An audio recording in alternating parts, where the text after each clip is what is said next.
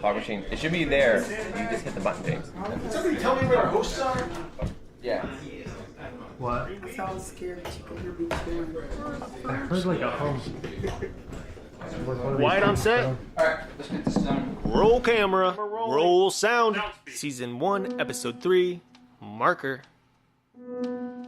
And action. Welcome to All the Hats, a podcast about filmmaking and industry.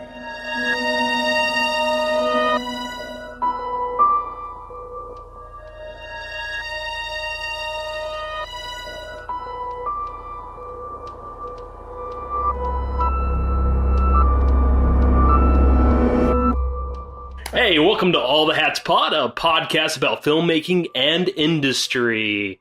Now, I'm James Gary. And I'm Eric with a K. Okay, I'm going to stop that voice now, and You should do it the we're going to whole move way on. through. You should I don't do know it if the I can whole do way it. through. It feels silly. But if it sounds great, maybe eventually I'll pull it back. All right, do it fair again. enough. Fair enough. Today, we're going to be discussing the do's and don'ts of getting into the industry. So there's a number of different options when it comes to breaking into the industry. And actually, before we get into the idea of traveling or not traveling, let's actually talk about the most significant way to get in, and that's more or less to know people. You know, you constantly talk to industry people Everybody who are working says in the that. industry, and they're like, how do you get into this? Well, you just got to know people. It's like, okay, well, what if I don't know people? Well, you get to know people. Well, how do I do that? And then that's where you start to, struggle a bit, because you're like, okay, I don't know what I'm doing or how to do this. And so it helps when you have friends who are already in the industry. For those of you who've gone to film school, it's good to keep in contact with at least some of your classmates throughout the years, because those are the guys and girls who are going to get you those jobs. And maybe even keep in contact with your school. Yeah. Because there's still students going through the school, and they're looking for positions as well. So if you help them out, if you can help them out, they will help you out. Yeah. Yeah, that's the big thing with this industry, especially starting out. It's more or less a two-way street. So if you help somebody, they're going to remember you and then help you out as well. Yeah. And there's this big thing where people say, once you get in the door, you're in. Like, you're going to start getting work. And, that's not quite 100% accurate, but it's... I would think of it as more, there's multiple doors. Because there's different sections of the industry. You can know someone who's working on, like, Marvel films, and that could get you on a Marvel film. But they might not be working on other types of films, like in the indie side or somewhere else. Like, so you have to find those as many doors as you can at first, and just find which ones will open the best for you. Right. Yeah, you can't be greedy when you're first starting. Yeah. After a couple of years, you're making a name for yourself, then you can start picking and choosing your work. But at the beginning, like, if all you want to do is work in cinema and work on the big, $1 million budget movies, if that's your only goal, you're going to have trouble getting there, unless you already know people or met people there, like throughout your career as a student, or you're going to all the different little get-togethers, the filmmaker get-togethers. What do you call those? There's I don't know. You don't know. No, mixers, like mixers and stuff like there that. is like there's mixers. There's like this, was it Filmmaker Monday, Bar Monday or something that happens every now and then? I've never Here gone. in Atlanta? Yeah, I've never gone because it feels weird. And I've heard bad things. Because everybody's like passing out business cards. It's and always it's just so weird. awkward. I actually, so I was at the Nashville Film Festival a couple of weeks ago, and I met a guy who owns a business in Nashville, and he's actually has two branches, one in Nashville, one in LA. But he worked for ABC for upwards of 15, 16 years. And it's really funny because he was telling me how even at Nashville, like at the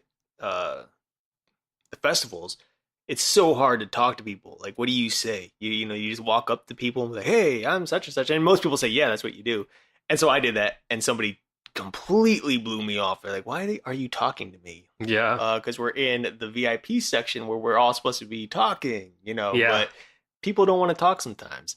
So it's really awkward. And I think figuring out the right moments to bring up conversation is important. And that actually goes into this next little I guess, topic I want to go into is how do you bring up a conversation? How do you get to know those people on set, especially, or even when you're not on set?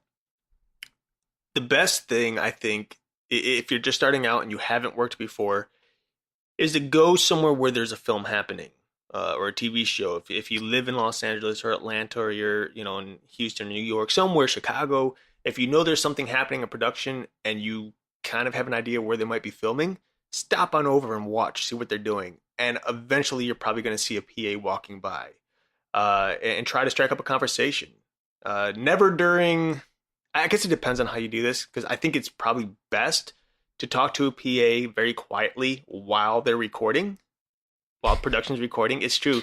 And I would say no, but see, I disagree, because here's why. When they're recording, PAs aren't doing diddly squat on set. They're just sitting in the corner, very quiet, not doing anything. When they cut, that's when the PAs are running around. Yeah, having to take care of stuff. Yeah. So trying to stop a PA while a production is cut, that's going to be very difficult. But there's PAs offset that are doing things at different times. Depending on what kind of set it is. Could be doing things during the shots. Could be.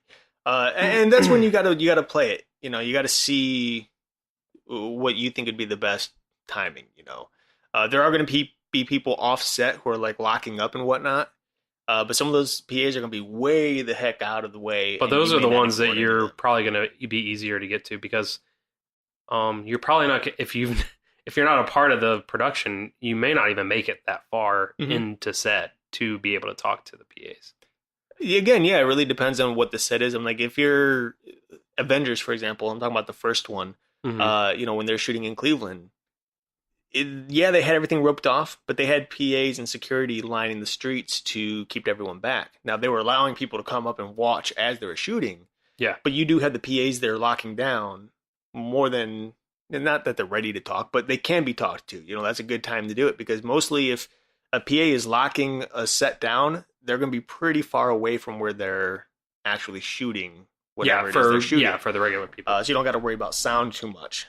And another option is if you're like, just getting into it, and this is what I did when I came down here, was get into this extra work. It's true. It's a good way to go, to get on set and talk to some people. It doesn't take much to get the extra work. Like they might be looking for a certain a certain look, a certain race of people. If they're supposed to be in Asia, they want Asians. Right. It makes sense. Right. So they're looking for certain things, certain qualities for different films, and if you have those qualities for that film, they're just going to hire you. You're literally just walking by the camera. So it's a lot easier for you to get on set as an extra than it is to get on set as a PA or anything. And most of the time, especially if you go through a company like Central Casting, they'll reach out to you. You don't really have to do much of anything. Unless you want to. You can go on Facebook and find the jobs. But most of the time, they're going to call you or email you or text you or whatever. And it's pretty simple. Work comes to you. It's usually pretty long hours. But again, you get on set. You get to see what's happening. You get a chance to talk to some of the PAs. Or like anybody who's close, really. Anybody who's close. As long as they're not busy, like...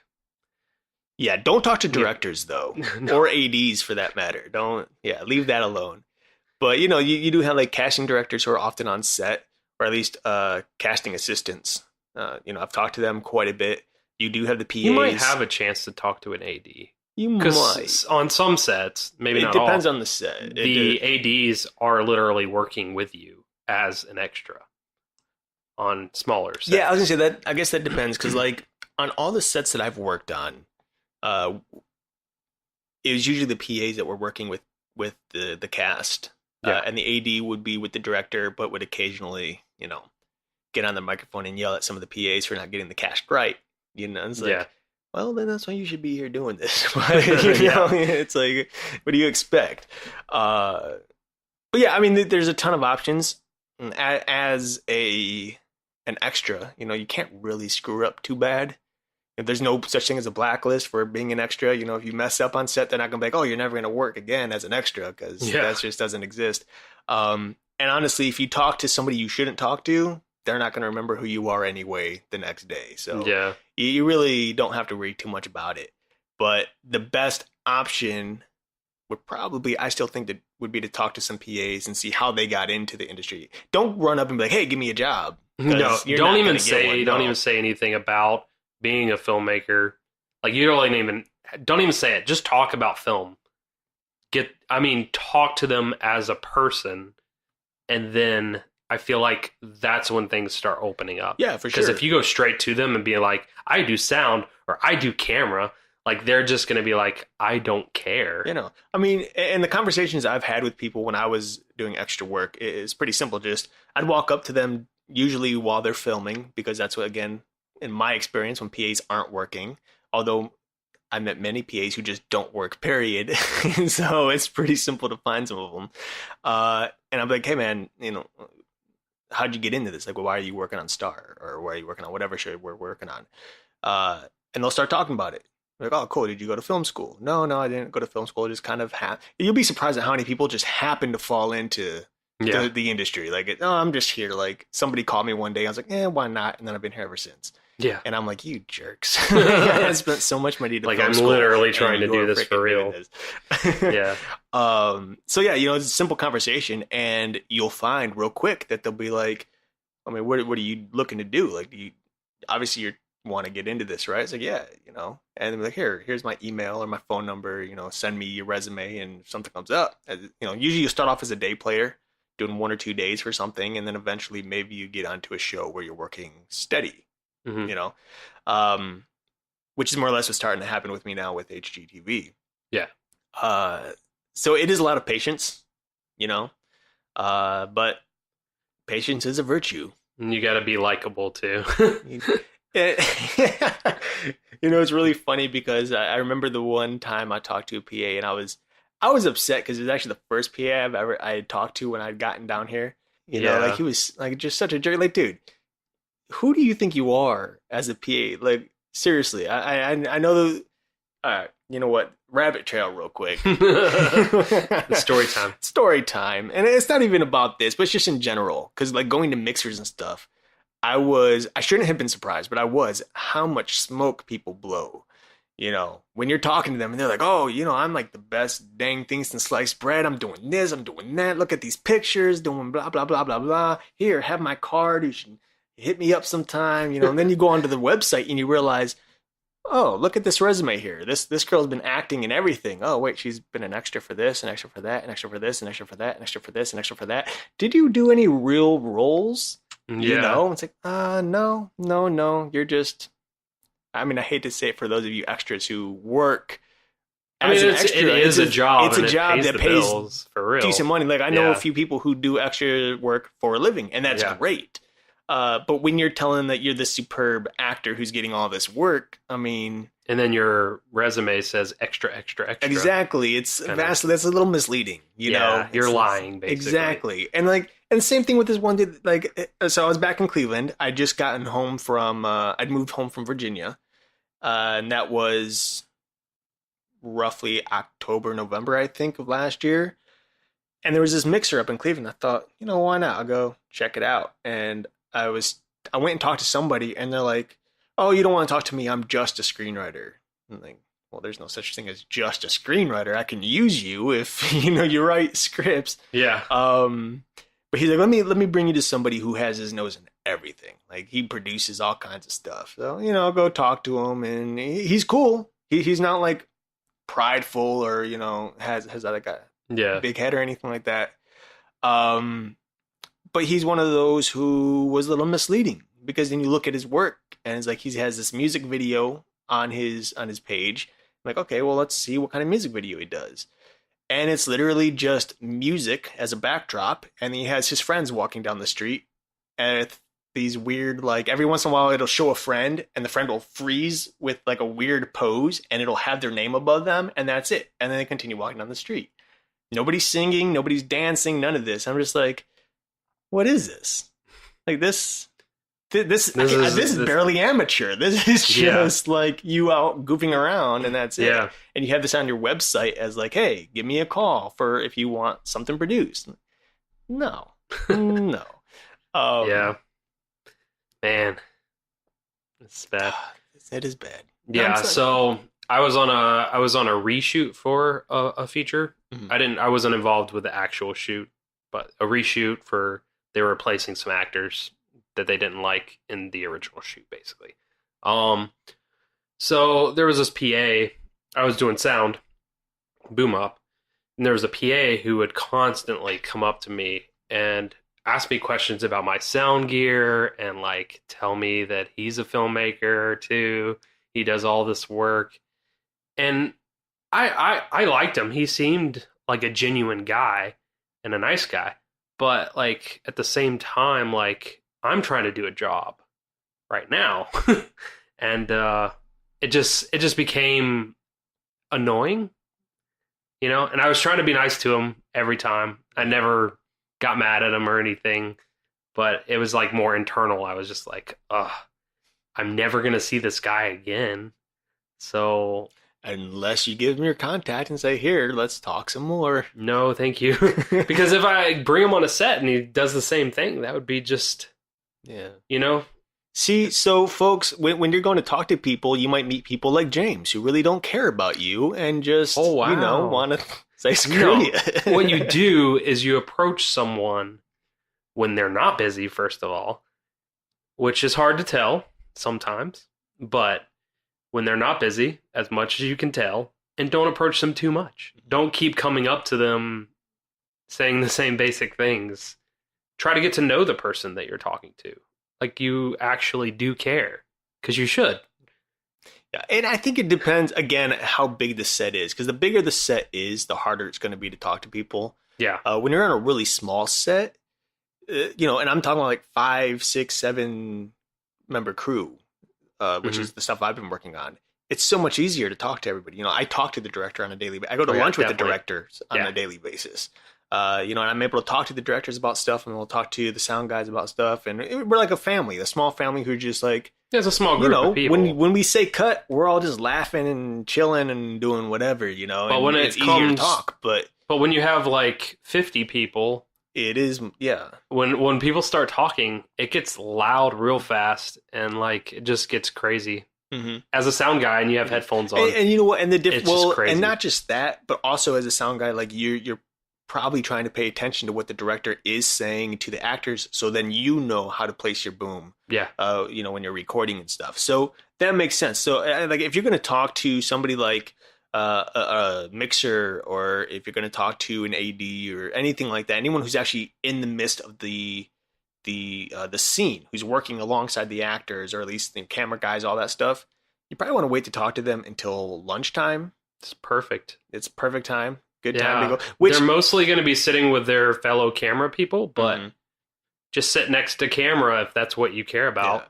Like And if that you're a can be- PA, and that can be confusing too, because there is a lot of segregation in yeah, the industry. Like every time I've worked on big productions, PAs have their own table at the back of the room.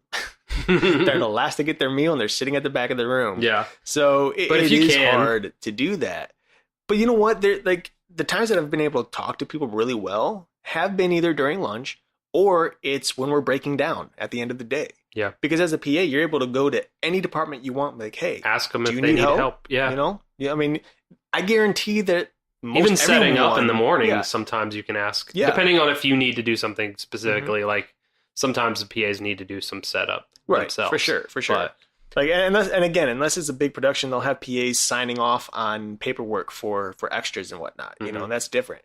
But I think pretty much everybody that you ask on set, other than sound, will probably say, "Yeah, I can use help." yeah, You know, so sound is usually a small it is, and department. yeah, and they're not going to have you go on mic people when, you know, most of those mics are strapped to like women's bras, or, you know, somewhere Yeah. where it's like, oh, this It's better is if just it's a what they're specific doing, person, you know? because the actor gets comfortable with the person miking them. Exactly. You don't want random people always coming up, miking you and unmiking you. Exactly. So anyway, yeah. So be careful when you're walking onto a set, and just use common sense. You'll know when the right time is to talk to somebody usually. Yeah. And always have it. Do your best to make it a normal conversation. No asking for jobs. That'll come. Yeah. Just talk to people Yeah. Just talk to people. like normal. Pretty simple. Yeah. Talk to people like they're people, not like they're an opportunity to get a job in the future. I feel like that's always the best way to talk to someone. Mm-hmm. I mean, because that's what they are. They're just regular people. They just happen to be working in a job that you want. It's the only difference. Yeah. And be careful with actors. Yeah. Don't talk to actors unless they talk to you first. Unless it's like one of those situations where the actor's very open with everybody. But if I think it's different if you're a PA or something like that, it's a little easier to talk to some of the actors because you're with them all the time. But if you're an extra, depending that's on a what, big no-no. There's different PA jobs. Yeah. So there's going to be certain PAs that are around the actors, certain PAs that are around camera, certain PAs that are locking down certain parts of sets. So, and that might switch around sometimes too, based on your job. But basically, don't do anything crazy, and you'll be fine. Really. Yeah. Anyway, so this is dragging on a little bit. Let's move on from this discussion. Yeah, I think we pretty much said everything we need to say for now. I can't think of anything else. If there is, we'll probably cover it eventually. Yeah, somewhere else down the road. There's going to be a lot of podcasts. Feel free to email us or contact us and ask us any questions. of our stuff. Yeah, ask us questions, guys. And if we don't know the answer to something, hopefully, we'll have an interview with someone who will know the answer to one of your questions, and we could probably use your question to help us ask questions of the people that we are interviewing in the future. Absolutely. So. Yep. So, moving on, one thing that you brought up earlier in the conversation was the idea of locale. What is better once you actually get the gig, like once you're actually working in the industry, even if it's just a little bit, is it better to stay in one location or should you be open to traveling? And this is probably one of the big things that I've come across, not just for myself, but for fellow filmmakers, friends and otherwise, who've gone through the same situation. Like, should I travel? Should I spend the money? Because not every company is going to pay for you to travel. And you have to decide, is it worth my while to travel? And you and I were talking about this before we started recording. Yeah. And we're on the same page.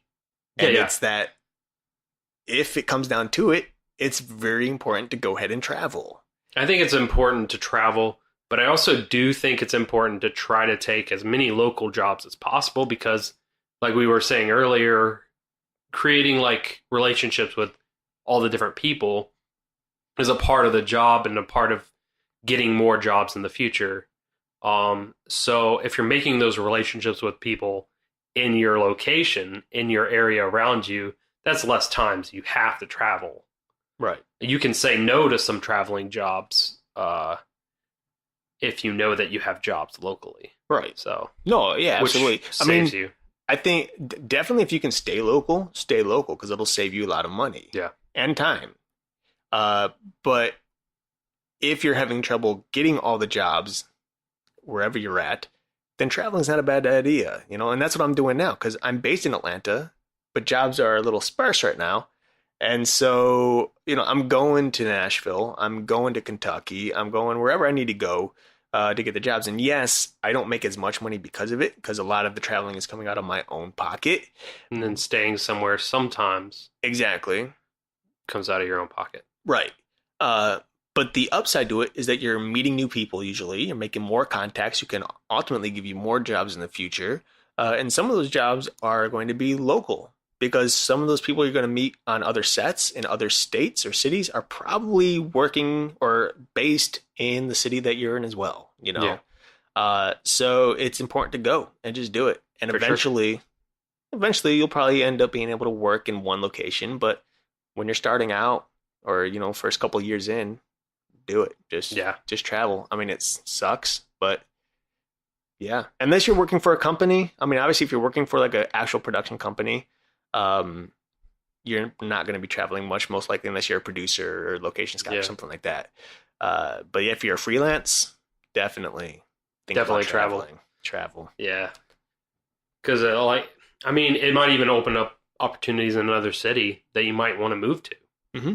Absolutely. Yeah. You may not even be thinking about it right now that you want to move there. Mm-hmm. But if you're starting to get a ton of jobs and I'm just going to say a random place, Las Vegas. If you're getting a tons of jobs in Las Vegas, then eventually you're going to be like, okay, Yeah. maybe I need to move there. I'm getting all these jobs. I have all these friendships and relationships there that I've built from traveling there, and I have some key people who are telling me they can keep getting me jobs. So I'm going to move there. Right. You know, because this place where I'm at it's obviously has billions of jobs in Atlanta. There's lots of jobs available here, but they're not for you yet. So if you have a way to build up relationships somewhere else and start working somewhere else, then do it. Why not? Tax incentives. Mm-hmm. Tax incentives. Getting better. I think that's good enough. Okay. Tax incentives. If you say it fast enough, they'll never know. Well, either way, they don't affect you as a lower level employee. They're just affecting the production overall. So if you can get jobs elsewhere, it doesn't matter whether those tax things are in Atlanta or not, because you're not necessarily producing your own large film. You know? Mm-hmm. So, but when we end up producing ours, maybe they will help us. But for right now, if you're just working on a set, doesn't matter. Right. Right. So you can work anywhere. much. That's what I was trying to say. All that just to say that. So I think a good way to close us out when, I guess, getting into the industry, and we talked a little bit about how to get in, some of the do's and don'ts. And I think another don't, at least when you're first starting out, is don't be stingy with your pay. Because, if somebody asks you on set and they're going to pay you $165 to PA, and you're like, well, no, I want $175 or $180. Yeah. That's a good possibility that they'll just say, never mind, we don't need you. Yeah. So unless they ask you, what you want to get paid, which happened to me recently, and they've asked me what I want to get paid, then you're like free to say, okay, yeah, be reasonable. If you're PAing, don't ask for $300. That's not happening. Yeah.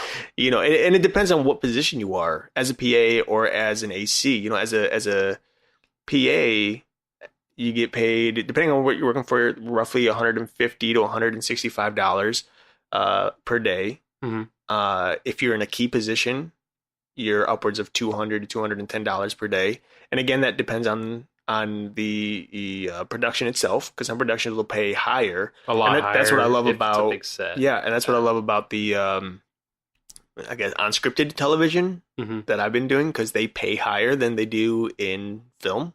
Yeah. So it's great for me. And then same with ACs, it just bumps up further. You can start getting paid $240, $300, depending on what you're doing. What I do is I sort of, I'm taking a job for free coming up here. And I normally won't. Mm-hmm. I normally don't do that. But I've worked with these guys before. They're young and they're getting started. I know that they're going to keep doing this because they care about it. And I see that. I know that. And once they start making money, once they start getting more of a budget, they'll start paying me. And they will hire me because I've worked with them. Right. And I do a good job. Right. I'm not trying to boast or anything, but I do a good job. With that said, I think it's fine. I've never worked for free unless it's something that friends are doing. Well, these are friends. Right. No, I understand that. But we've been told, and I'm sure you have been too, that if a free job comes up, you should take it because you can make contacts that way. Yeah. And you can, but be careful, because many productions will try to take advantage of you because they think, you can work free this time, you work free next time, and that kind of adds up. So you need to have a little bit of backbone eventually. But also know the situation of the people that you're going to be working for. Mm-hmm. I know these guys, they're literally still in school. They're students. Right. So I know that they don't have money. Yeah. So you just gotta, but if that's your thing, I don't plan on taking free stuff. Well, no, this is specifically because I know them. I know their situation. I know that they're going to keep making films because I see their passion. Mm-hmm. And there are a group of people who are sticking together, and me added to that group of them sticking together means more production work in the future. Right. I'm trying to like invest basically into the future of working with this group of people. Right.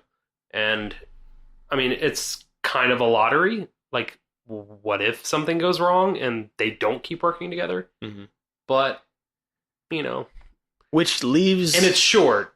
It's 9 days. Mm-hmm. It's not like it's a little over a week. So it's not like it's taking a month of my time. Right. It's not like it's taking a terrible amount. And you're not really... If you want to think of it this way, you're not necessarily working for free because you are working for a credit, which will go on your resume. And they're feeding and housing me and everything. So there you go. So yeah, I mean, you're building your resume too. So that's a good thing. But I would think the moral of this story is to be wise in your investments. Yeah. If you're on set working for free, which again is fine in the beginning, but if you start noticing that whoever you're working for isn't doing the best job at whatever it is they're doing, because even if they're not paying you, they should still be professional. They should know what they're doing. Yeah. And you need to be very careful with that, because if they don't know what they're doing and they're just doing things in the non-kosher way, they should also respect you. Yeah. Like, so like if you're going to work on something for free, you should get a level of respect because you're working for free. Like if they're mistreating you, you should let them know that you're not gonna take it, and you should leave. Like, right. I'm serious. Like, if you're like, you don't have to stay there. You're not slave labor. Like, especially if you know your job. So if you're working as a camera person for free, and you're getting your shots, and they're looking good, and they're saying that they're looking bad, and like they're telling you that you're not worth it or something like that. If you're not worth it, you don't need to be there. Right. You could do something else with your time and actually make money. So I don't know if they're treating you bad, you shouldn't stay. No, I agree. I completely agree. Especially if you're working for free. Yeah. I mean, if somebody's treating you bad on set on a paid thing, you should probably take it up to some higher level, you know? Yeah. And so on that note, I think this is a good time to call it a day. Yeah. But do you have anything else to add real quick? No. Okay. Goodbye and farewell. Okay, goodbye and farewell. Until next time, folks. As always, my name is Eric with a K. And I'm James Gary. See y'all. Bye. And cut. Good. Cut. Nice. So we'll go ahead and talk it. That was simple. Yeah, so Same thing? second team in. Okay.